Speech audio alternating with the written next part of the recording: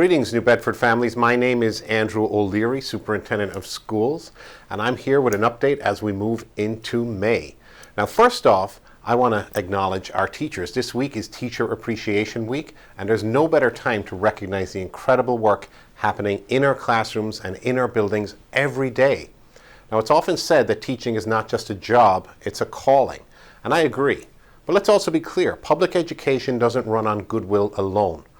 Our New Bedford educators are highly trained, credentialed professionals who bring expertise, care, and consistency to their work each day.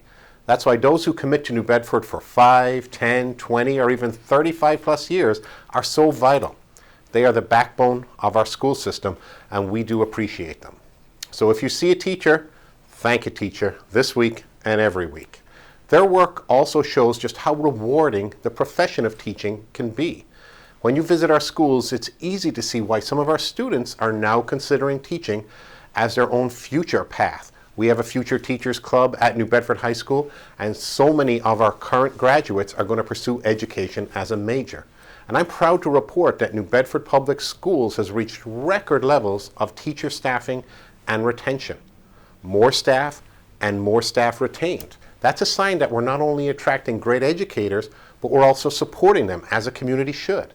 Compared to local charter and vocational schools, New Bedford Public Schools are retaining more teachers and building stronger, more stable teams in classrooms and buildings. That's so important. As we finalize our FY26 budget and as we negotiate our contracts, our message to our educators is simple. We value your work. We value your commitment to sustaining a district where great teaching can thrive. So as I mentioned, we build a budget each school year. And each year, the school department budget is the largest single investment the City of New Bedford makes. That's so important. And it's a reflection of our shared commitment to our children's future.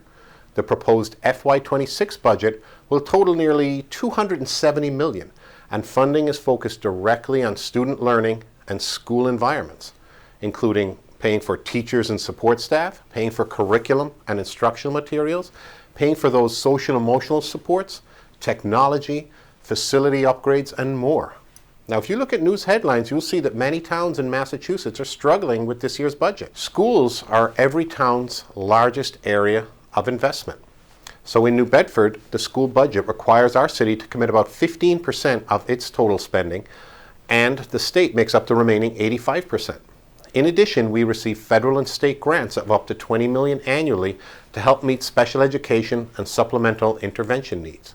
Now, similar to other towns in our state, we spend about $20,000 plus per student, with the average property tax bill in New Bedford contributing about $1,200. With families, the city, and the state making these commitments, it's important that each budget process is comprehensive, public, and transparent. Now, we do this year-round. Our finance and operation team shares monthly reports on spending, staffing, healthcare costs, and more, all to ensure public accountability.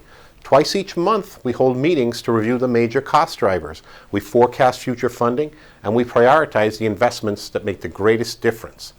Equity, engagement, staffing, and instruction. That's what matters in New Bedford Schools' budget. But ultimately, this budget isn't just about numbers, it's about what we value. And what we value is your child's education.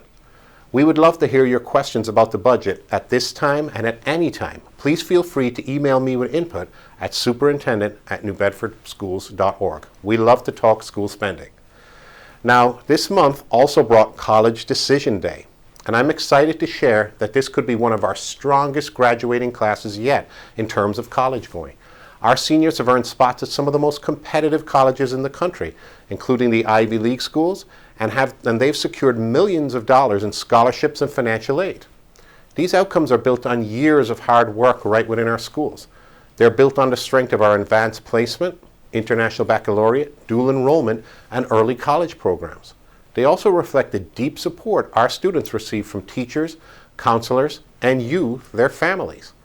We are so proud of every graduate, whether they're headed to a four-year college, a trade program, directly into the workforce, or the military. Each student represents the best of what New Bedford has to offer. We are so proud of them.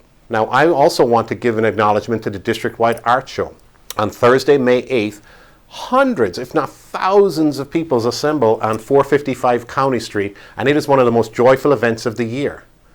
This art show on Thursday, May 8th from 3:30 to 7:30 at the Paul Roderick's Administration Building is an exhibition that features artwork from students from kindergarten right through to grade 12.